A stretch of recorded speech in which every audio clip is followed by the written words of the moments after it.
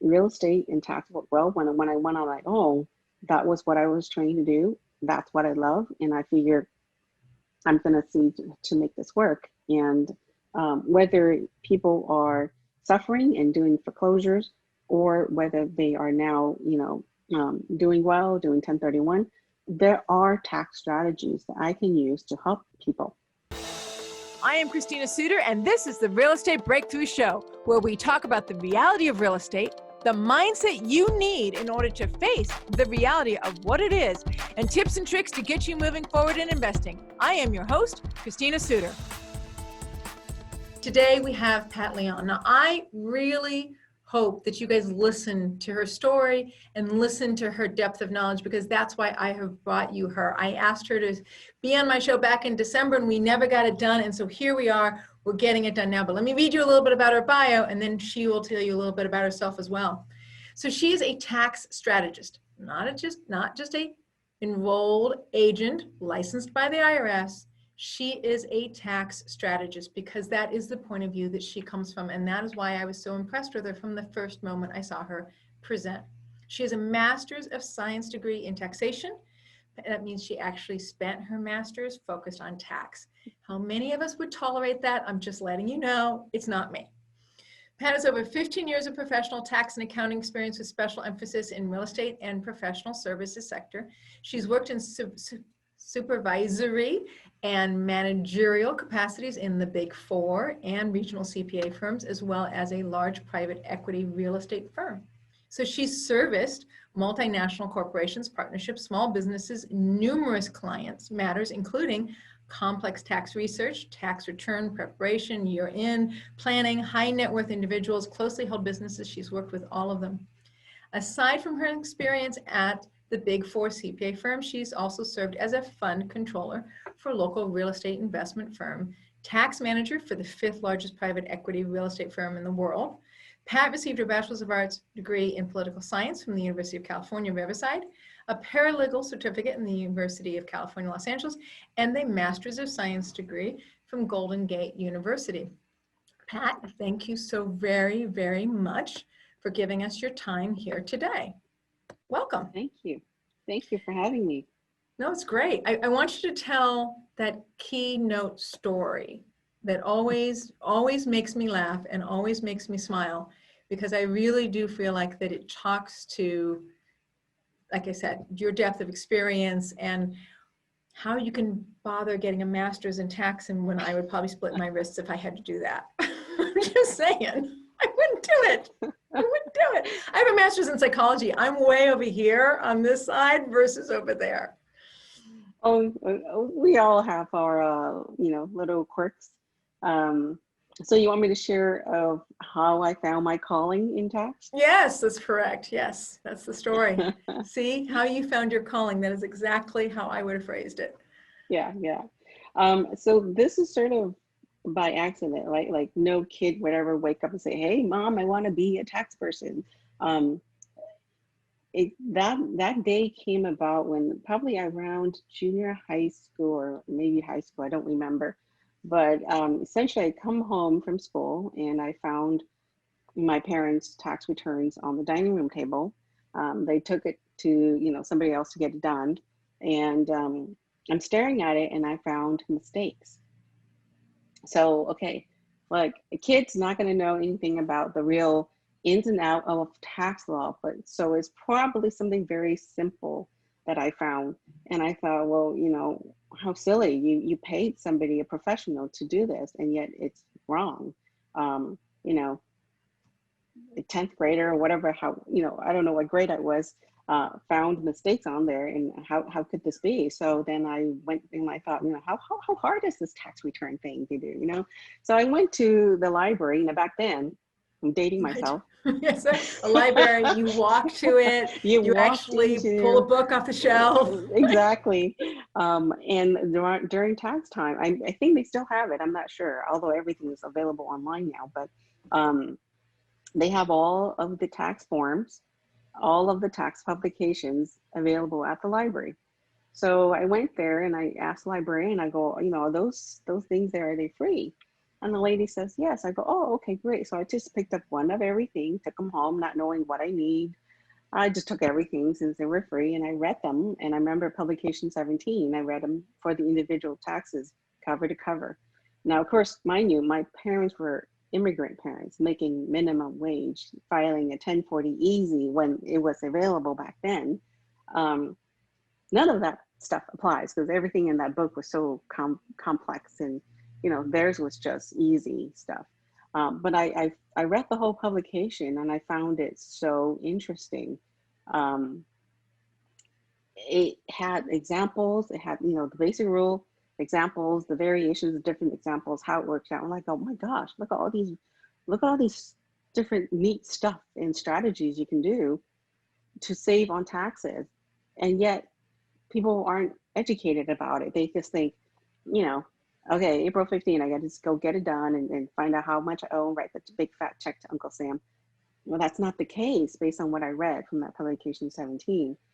There were so many strategies, but you just got to know how to use it. So here I am, and hence the master's program. And I'll tell you, I was not a good student all throughout college. I was probably like, barely passing. But Okay, when the that's definitely not master's my point of view at this point, but I can understand. I went to college too, and I had a lot of things I did in college. Well, tax was different. When the tax program came on, I loved it. It was 10 courses, all on different aspects of tax. And that was when I became that perfect A student.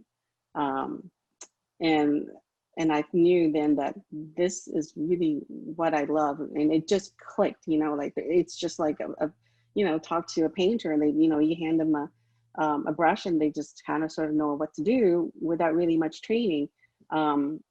Tax just clicked for me, and then in corporate America, I was thrown into real estate.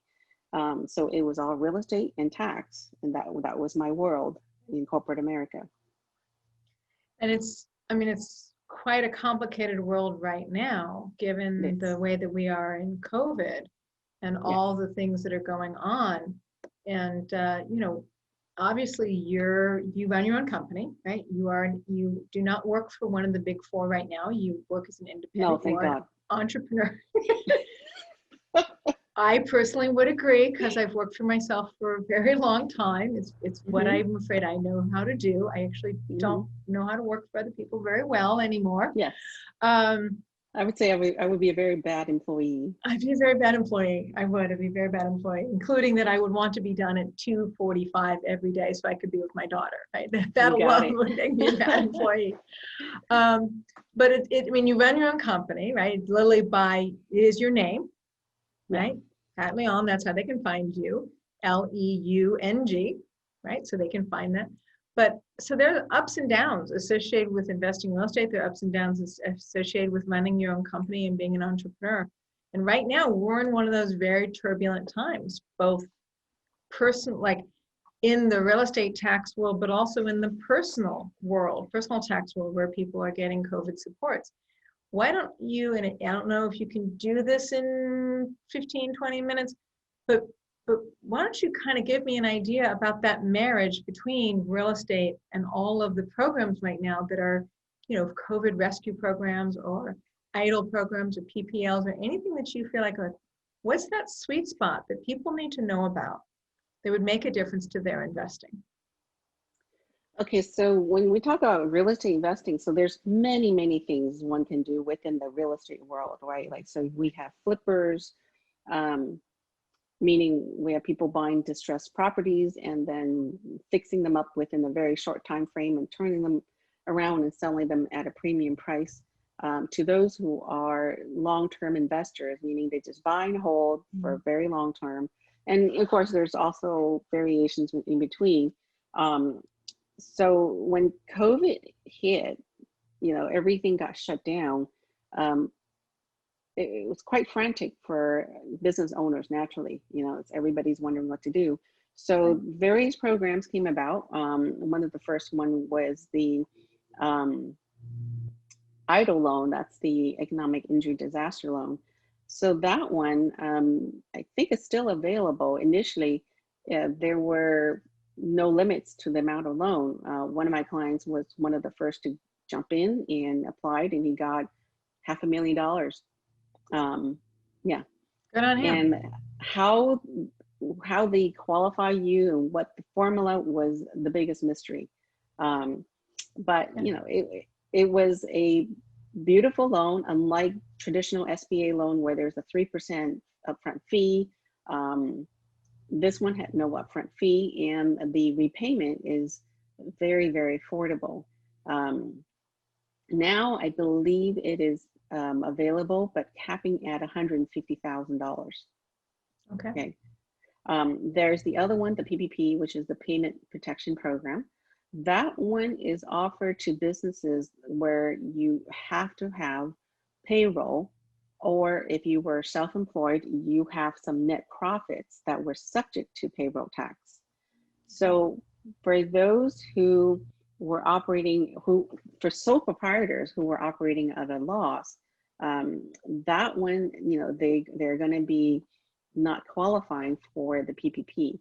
But for companies, for example, like if we have a real estate development company with a certain number of employees, then they can qualify, and it's based on 2.5 times of the average of last year's payroll, and they would get this year. 2.5 times the average of last year. Is that a monthly number? Is that a yearly number? So monthly. 2.5 of monthly. 2.5 of monthly. Okay. Right. Okay. And then capping at 100,000 salary. So for example, you got a CEO who's paying himself or herself like 300 grand. At most, they're going to give you is 100,000. Divide that by 12, and you get 2.5 times. So now that's like the biggest moving target, because they kept coming up with modifications and changes. And I think now they're up to almost modification number almost up to 50 now. Wow. Since mid-March. I wasn't aware they were doing so many modifications on that. That is a moving target. Not the loan itself, but who qualifies and how do you know, the biggest part of that is the forgiveness. The goal of that was to get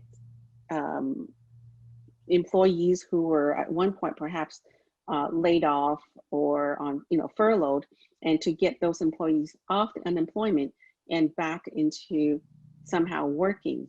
And so, you know, initially it was this frantic. People went and apply for it, and that you had about, you know, 2 months to use it.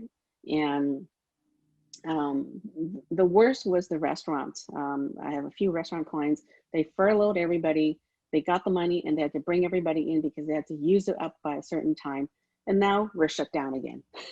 Oh, that's very complicated and very difficult. Difficult for everybody. Difficult for the owner. Difficult for the employee. Yes. Right? Difficult for the landlord who is housing the restaurant. Right. So it's created a chaotic situation. And the biggest part of that is that if the company spends it at least, I think it was 70%, 75% on payroll, then the amount that they gave you would have been forgiven. So now there are words about, because, you know, that when they looked at the amount of loans that were given out, and there were loans that were $2 million, and then there are loans that are, you know, 200,000, and even some banks were giving out loans a few $1,000s. And so there was that challenge of, okay, if people didn't qualify for the forgiveness, then the balance it becomes a loan that's doable, that's due and payable. The banks didn't want to administer loans that were only a few $1,000s. It would cost them more than, you know, more than sufficient to administer that little small loan. So then now there are words that perhaps loans under $250,000 would just be outright forgiven. But we haven't heard anything about that yet. There is PPP round 2 in the works. We haven't really, you know, because Congress went into recess, so we don't know the results of that. And the biggest kicker is that assuming that the company does spend all of it on payroll, and it's no doubt, because for a company who got that and have employees, they surely spent a lot of that money on payroll. And now they've expanded that 8 weeks time frame to spend the money. They extended that all the way through the end of the year. So you've got more than sufficient time to spend 100% of that on payroll. So naturally, it is not an issue of qualifying for the forgiveness, right? Now, there is another kicker to it. That amount, say, for example, Christina, you got $100,000 of PPP money. You spent all of it on payroll. For tax treatment, initially, there was words that, you know, this is not going to be having a tax hit on you. But now, as it currently stands, that 100 grand that you got, you would need to pay tax on it. That's where we currently stand. Wow, that is a change, because not only was it supposed to be forgivable, it was supposed to be tax-free, and now that's changed. Yes. So that's where the Treasury, the IRS, has come out and say, look, this amount is going to be taxable to the recipient. Congress has yet to come out and step up and say, no, you know, Congress can override the IRS. So this is the battle of the branches and the battle of the different departments. So at this point, this is like this moving target for us, you know. So imagine, you know, when we're doing tax planning, if you got that, you know, let's say you have a really, really bad year, and there are some companies that are doing really well this year in the midst of COVID, and there are yet also a lot of companies that are suffering. And so when you're thinking like, okay, look, I got no income this year, I've been suffering, I got the PPP money. Well, lo and behold, you got to count that PPP money in your whole revenue equation. And even if you didn't make money this year, you're going to have to pay the taxes on that money. Even though the money was supposed to be used 100% for payroll. Now you used it 100% for payroll, and now you have taxes to pay on it. You didn't save any money to pay taxes on, and you're probably not, you may or may not even be open for business. Right, yeah. So this is a crazy year.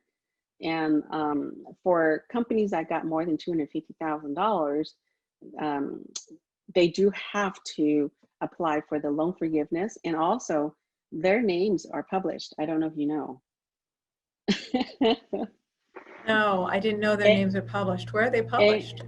I think the SBA released that.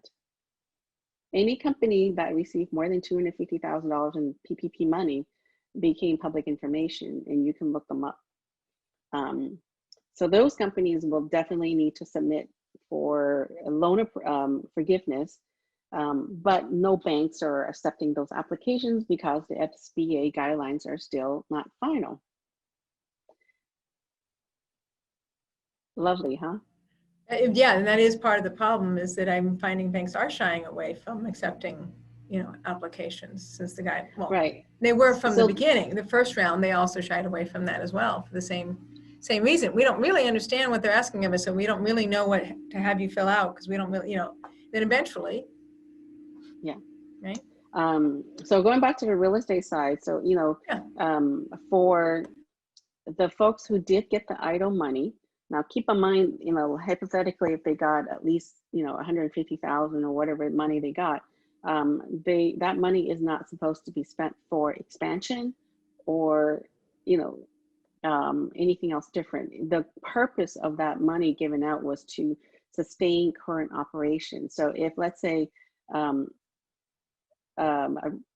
real estate development company got that money and thought they're gonna then could go and put that as a down payment for some properties they can flip, I'm not sure that would work, because that might count as expansion. Yeah, that would be my exact, that was my exact type of question. Like, if you're this business model, how can you use one of these two loan models to support your business, and what would be banned? What would be unwise, right? Like, would be unwise to do a flip with idle money because you're not allowed to use it to expand your company, because it'll look like you're expanding if you're buying something new, like a real estate asset. Correct.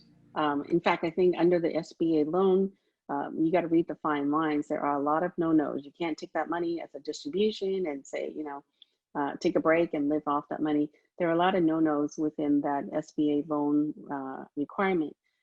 So, you know, they could then perhaps use that money to sustain current operations, like on, whatever expenses that they have, they could use it for that, but not to deploy it for acquisition.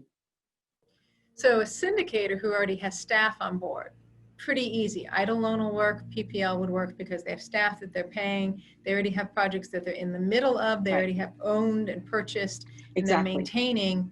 A syndicator can do that. Right? Correct. If a flipper already has a house, could they continue to finish the work on the house and paying their construction costs? Yeah, I believe so. They're going to have to really dig down into the loan documents and make sure they stay within that time frame, or not time frame, the guidelines. The guidelines. But if you're an existing investor with a portfolio, then, and you find that your renters aren't paying you, right? Like I own rental properties inside of an LLC.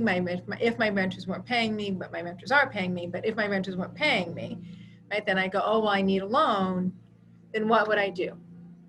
So in that case, there's a lot of mortgage companies that are actually pretty cooperative. If you call them and you tell them you're experiencing this hardship because your tenants aren't paying, many of them are actually willing to work with you.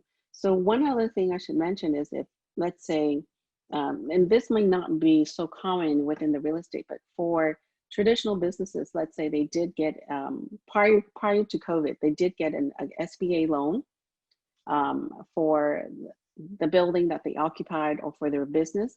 SBA now has come in and actually will pay the debt for the borrower. And I believe it is 6 months. They'll pay the debt service. They'll pay the debt service on an existing SBA loan that a small business has, if that business is real estate or a restaurant or a hair salon, right? It doesn't matter. Yeah, right. Okay. So there are some assistance on that end.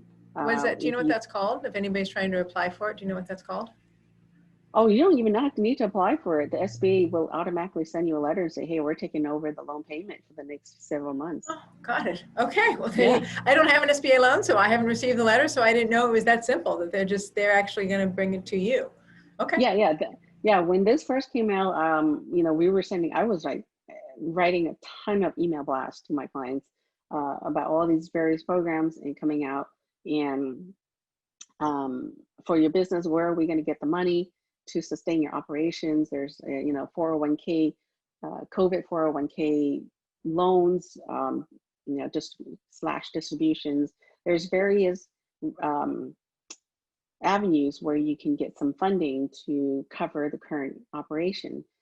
So when that part of the SBA came out, some of my clients were like, no, we haven't heard anything. And sure, a month later, they get a letter and it goes directly to the bank. And SBA picked up the tab. Well, that's good for them on the SBA loans, and that's very, very useful. Let me see. So let's double back to, if I am, let's say I'm a real estate agent and I have people that are underneath me, then I obviously could use potentially the payroll loan or the idle loan, as long as I'm running my crew, my team, through an entity. Right? They don't even need to. There are some independent realtors on their own. They have two options. Okay. They could apply for unemployment. So, in the past, sole proprietors and business owners weren't allowed to apply for unemployment. Under this situation, they do allow that, or they can apply for the PPP. Now, you cannot do both, okay? So they could maybe go on the PPP, apply for it. The challenge with that is that a lot of business owners love to strategize and get their profits down to nothing. I'm guilty as charged. Yes, I am that person who, and I have now, learned to declare, because otherwise I look like I make nothing, and then that's a problem. Yeah. Right. So this is a time where it would haunt you. So under the PPP guideline, then their question is, okay, let's see how much profit, net profit, not the gross number, how much net profit did you make? And if the number is 0, then you qualify for not much. Now, with that said, there were a lot of errors that took place. And, right now in the headlines, they're calling it fraud. But honestly, I don't know, whether it's an honest error or fraud, because I've talked to various people where they didn't know how to do the application. They gave the information to the processor, whether it be the bank or whoever it might be, and they were asked, oh, give me your 1099, give me this. They never saw the tax return. So the numbers were based on these 1099. I've talked to several people where they had no profit and they got 6 digits of PPP money. Interesting. Okay. Yeah. So it was the way it was filled out, the way that whoever filled out the loan application for them grabbed a number that was useful to them, even though it wasn't the net. Correct. Yes. Correct line on the 1040 or the final statement, right? Right. For the K1. Yeah. So things happen when you shut the country down, and this money was offered as an emergency, and it's ASAP. Everything was ASAP, and there were not proper training rolled out, and everybody needed the money ASAP. Then mistakes are going to happen. We did. What do you think of the chances are of getting a new round of support passed through? I mean, they did the first round. Another round of PPP. I think there's a good chance, but it's going to be restricted. So I think they might have learned a lesson from round 1, where businesses that did not suffer, even they got PPP money. So they didn't put that restriction that, hey, you have to have a drop in revenue, you have to be subject to complete shutdown, or what those conditions. So now I think there's a possibility that in the round 2 they might put in those limitations where you're going to have to show a drop in revenue by submitting your financials, showing that your revenue back in 19 was X and compared to revenue in 2020, and then that might be your main criteria. But honestly, there were a lot of businesses that didn't take a hit and still got the money. Yes, I do know of some businesses that weren't taking a hit and they still got the money, and I don't know, obviously if it's a PPP, they're using it for payroll, and if it's idle, they're using it for maintenance of the company. So what is the requirements on the idle loan for how that money is used? I understand the PPP, it's very straightforward, right? That's you have to do payroll. I understand payroll, right? So that's easy to track, easy to get the money, easier to me to prove, easier to me to calculate, and easy to show that you've used it, right? But what about the idle loans? What are the guidelines on that for the company being able to use it or demand to use it? Right, what are the demands? Technically, you're not supposed to use it for the same purpose in which you got the PPP money for. So the PPP money was allowed to be used for predominantly payroll. You could use it to pay rent, loan interest, utilities. So those are the 4 main criteria. And then for the PPP, for the idle money, you weren't supposed to use it for those same purposes. And also you're not supposed to take a distribution, meaning for like S corporation owners, they're not supposed to just take the money out and, Pay themselves. Or they can still use it for some kind of payment, but they're not supposed to take it out and use it for, let's say, I want to say vacation, but really we're going nowhere right now. Okay. Yeah, nobody's going anywhere. But I mean, there's also like distributions like dividends or member equity payout or any of that. They're not allowed to take draw member equity out of the company. Correct. Exactly. So that's the number 1 no-no. Number 2 no-no, no expansion. But outside of that, then basically for any business expense that you can prove that you need to pay. Right. Okay. Because I mean, there are lots of business. There's R&D. There's website maintenance. There's research. There's Correct. I mean, I I pay for the social media lady, and so that's a payroll because it's social media, but it is, social media. I still have to pay Facebook ads, fees and stuff like Exactly. that.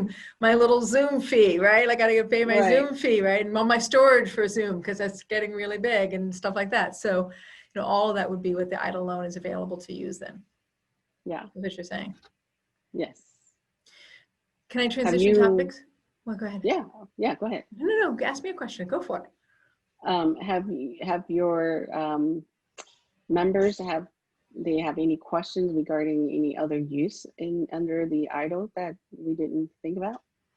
No, I can't. I didn't ask anybody. I should have asked my members beforehand. I should have. That would have been a good idea. I didn't send out a survey beforehand, and I don't think so. I think really the concept of, if I'm a syndicator, how can I use it?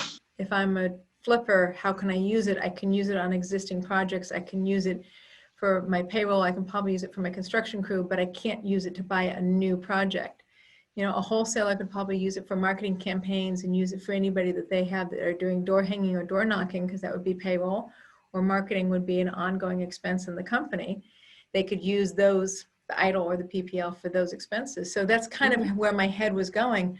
Long-term investors, we just talked about that. I mean, realistically, when you look at a company's operation, there's endless, types of expenses that can be used. And as an investor, right, if I own properties and I'm not getting rents, one of your conversations was about how the banks are being more forgiving right now. Yeah, you can definitely use the EIDL to pay for the carrying costs of your rental property if, let's say, your tenants are not paying you. But then again, go to the lender and negotiate for some kind of deferral. And, in the meantime, because who knows how long this could go on for. Well, that's a whole topic unto itself that I'm not going to grill you over. Yeah. I'm not going to put you over the coals on, which is often one of my questions is, well, how long do you think it's going to go for? But, I don't know. How long do you think this is going to go for? Let's ask it. My guess, it's going to drag in all the way through probably at least a good half of 2021. Right, so not January 2021, but into that summer, because we're September. Just to stamp this right now, we're in September of 2020, so we go all the way through the cold season until January, February, because just because we're in Southern California doesn't mean there's not snow in a lot of states, right? And so therefore, still the cold season all the way through until March or April, until it's spring. And there is talk about how COVID will come back again as a slightly adapted virus, because that's what viruses do. They adapt every summer and are new in the winter. And so, yeah, I'd say a lot of people medical in particular, are in agreement with you that it's not until next summer that we think we might be free of this. Also having to do with treatments, and they have 23 different vaccines under study right now, and they've cleared 3 or 4 of them to be used in extreme cases, but there's a difference between effectiveness and damage to the human being. So they're still working that out, and it generally does take 18 months for a good for a good flu shot or virus protection. And what's the word I'm thinking of? You get immunized. That's it. Right, to get immunized to a virus. So yeah, I would say, and again, so that's why I said, like, they're going to do a PPP2, are they going to do an EIDL too? If we think it's going to go that long? I've not heard about that. Not heard anything about that. No. Okay. There was a point where EIDL was even limited to the farming industry only. There was a time period. Yeah. Okay. And then I don't know if your members have asked about the $10,000 emergency grant. Let's cover that real quick, but I also want to save time for that last topic I talked about that I want to cover too. Having to do with you being an entrepreneur. Go ahead. So when this came out, I think in probably April, the SBA announced a $10,000. It was technically, the correct term was up to $10,000, but up to, but everybody dropped the word up to and thought it was just a flat 10 grand. Yeah. So everybody went crazy, applied for it. The reality is it is 1,000 per employee up to 10,000. So for a sole proprietor, they only get 1,000. Now that's just grant, free money grant. Okay. Yeah, so that one was just it. If you had 20 employees, maximum 10. Okay. And that is tax-free and you don't have to repay it, just free. There's no talks about that, but we do know, you don't have to repay, yes, because it's grant. You have to repay it, right. But we do know the PPP as where we stand, it is going to be subject to tax. Okay. They're correct. The IRS proper terminology is that you cannot deduct the expenses that you use the pay. PPP money for. Right. So if you flip it, it's no different than paying tax on that money. Paying taxes on that money. Yeah. Yeah, no, that makes sense, because if you're It's not, like a double negative. yeah, if you're getting income and you're deducting expenses against that income, and what you're paying taxes on is the net, if you're not allowed to deduct the expenses, then you're paying the taxes on the income. So in theory, it's useful as long as you're not making any money, as long as you're not bringing any income in, and all you're doing is supporting employees and paying them to do nothing so that you can just keep them on staff, then you're great. Then you don't have much of a tax effect because you don't have any income. Right. Right. So let's talk about you being an entrepreneur. So you worked for the Big Four. I know I'm jumping subjects all together, but you worked for the Big Four. And one of the things that you said early on when we first started talking was, no, I don't work for them anymore. Thank goodness. Let's talk about you as an entrepreneur. Like, you work for yourself. Why take that on? Why take on the challenge of running your own company when you could have worked for the Big Four? The Big Four was the perfect training ground. It was like excellent corporate boot camp. Okay.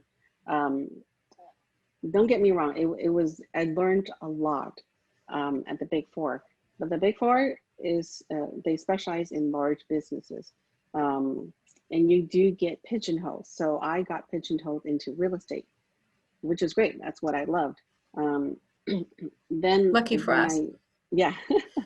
When I got out, I did work for some other companies before I went on my own, but I went on my own sort of by default because of that, the last recession that we went through.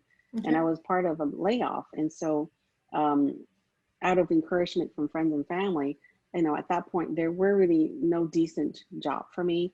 There was really no other opportunity. And I figured, well, okay, I got to do something with my time. I'll just try this out.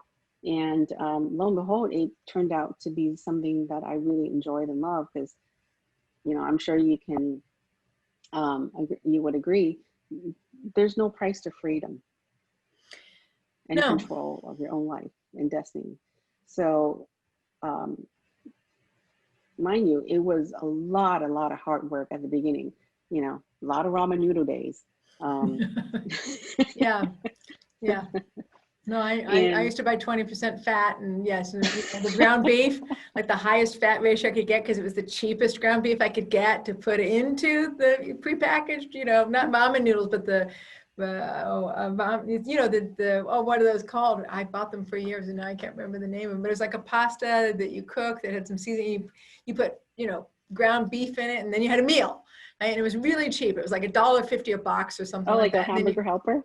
That's what it was. Must have been Hamburger Helper, right? And then here it is, like, it's like this really, it's a big meal, and it's really cheap because you got really cheap beef. And I know those days. I lived, at least a decade that way until I worked this out. Yeah, exactly. And it took a lot of trial and error, figure out what worked, what didn't work.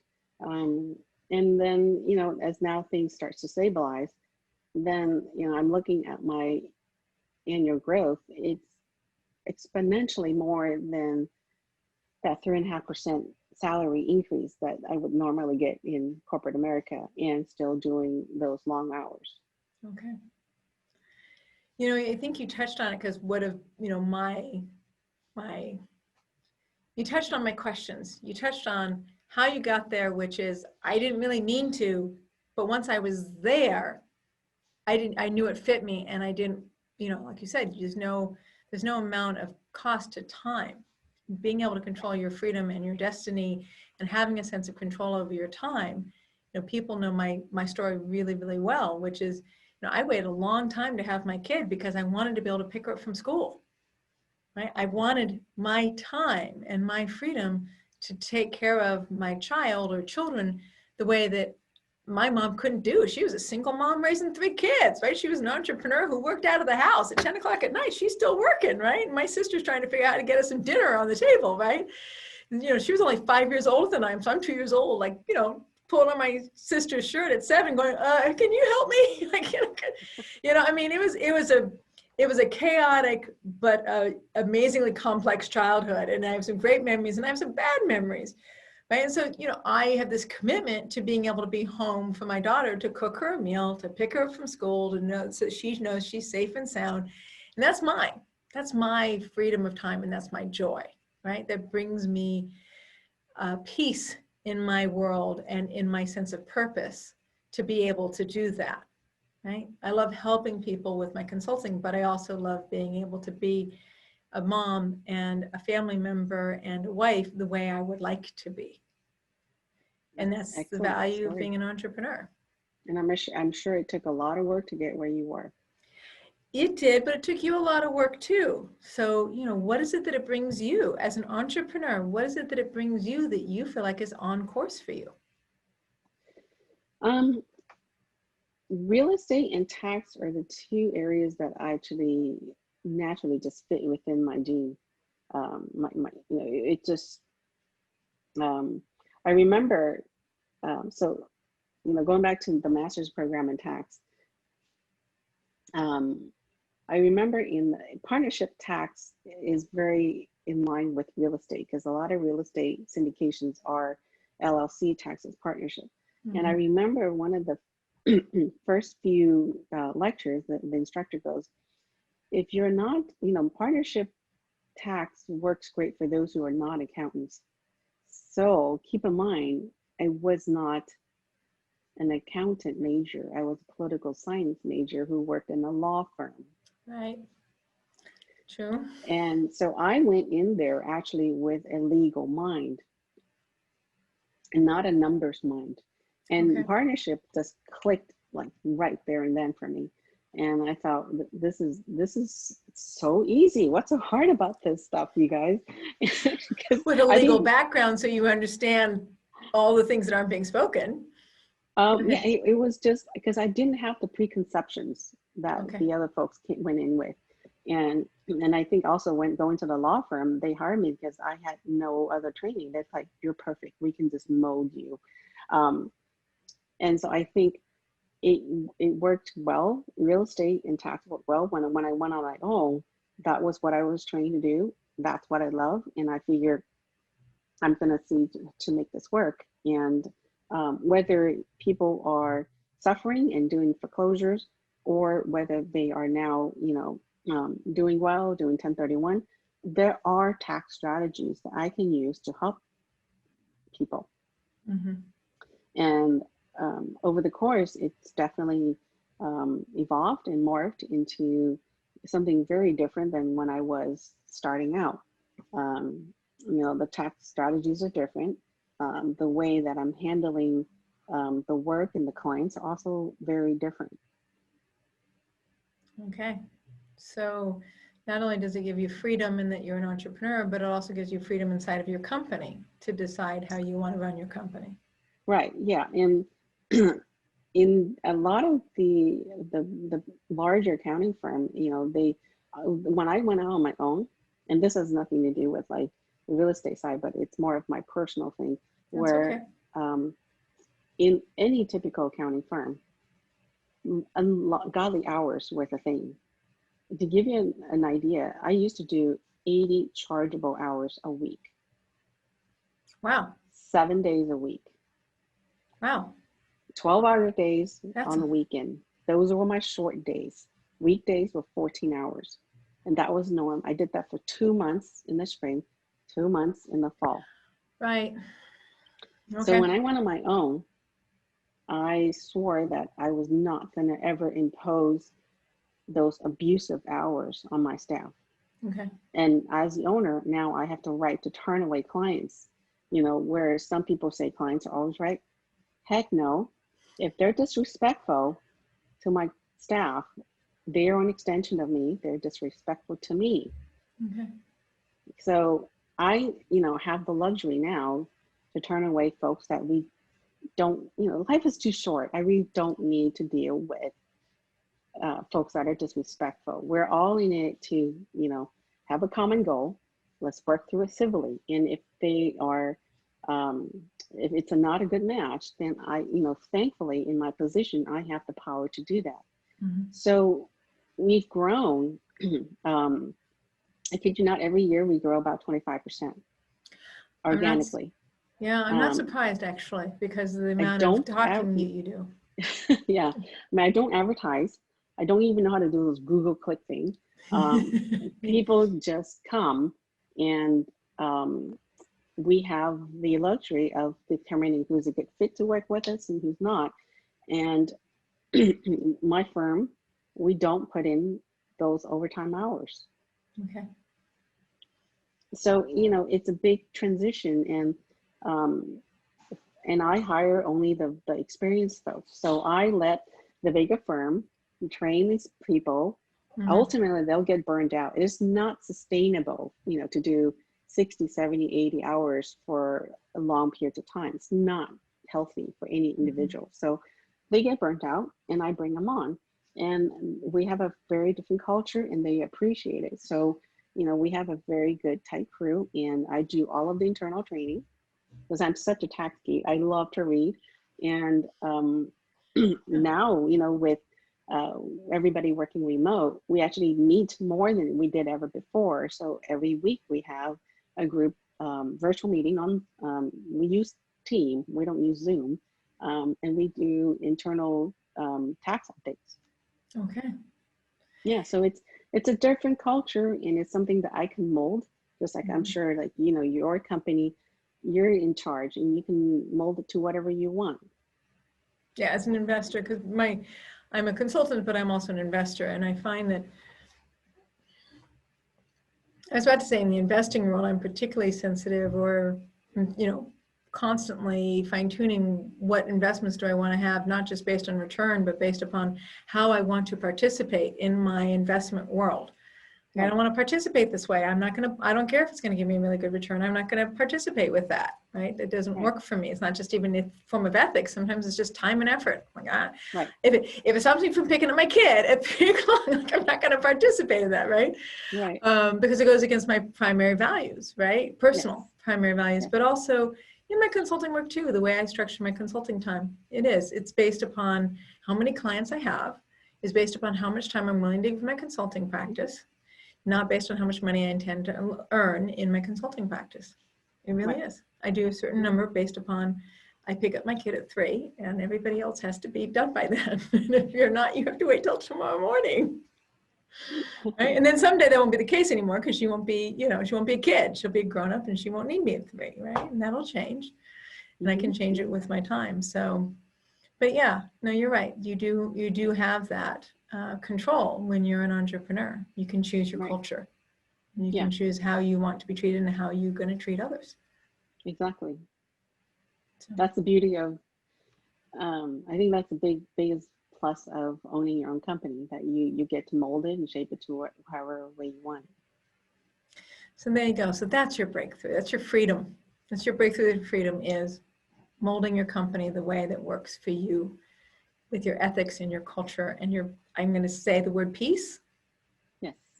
Right? Sense of peace, if I may. I don't know what all your right words are, and I don't like putting words in people's mouths, but I'm going to reach for that one. Mm-hmm. Absolutely. Wouldn't trade it for the world. And don't want my life run by somebody else, because I don't do well. I've never done well. I've worked for other people but I've never done well.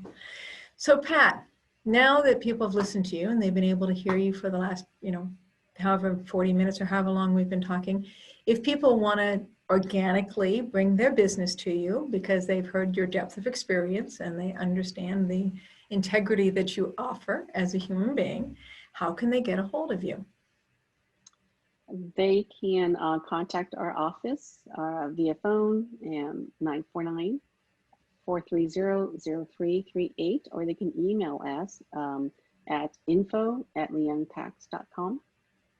Okay, so you have to do both of those again. Do the phone number again and then spell the email. So phone number 949-430-0338. Great.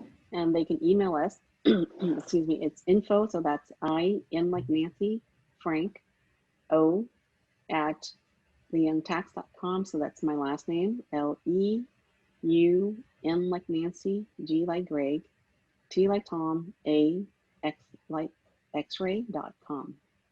Perfect. That's what I meant. And you talk frequently at different real estate clubs. I don't know if you're doing that so much in this time of virtual real estate meetings, but I know that you have in the past talked on a regular basis at real estate clubs. Is that schedule posted anywhere where people can see you talk at a club? I haven't this year because of COVID. We haven't done any virtual thing yet. Sure. But when the 18 reform came out, I spoke about basically once a month at different venues. Yeah. And some of them were private, so they're not published. But if to the extent if they were associated with, let's say, FIBI, and right now I'm only going to the FIBI OC, and so they do publish that. Okay. All right. Well, thank you very much. I appreciate the time. I appreciate the inspiration. I appreciate the clarity. And I appreciate you fulfilling your life's purpose so that we can all have better tax returns. I know that sounds weird, but I mean, I'm actually sincere about that. I apologize, but I am sincere. I'm a great believer of if you found your slot early, live in it and find your freedom. And you did. Yes, I did. Yeah, you did. So thank you. Thank you. All right. Talk to you later, Pat. Thank you so much. Thank you for listening to the Real Estate Breakthrough Show. This is Christina Suter, the host of your show. Talk to you next week.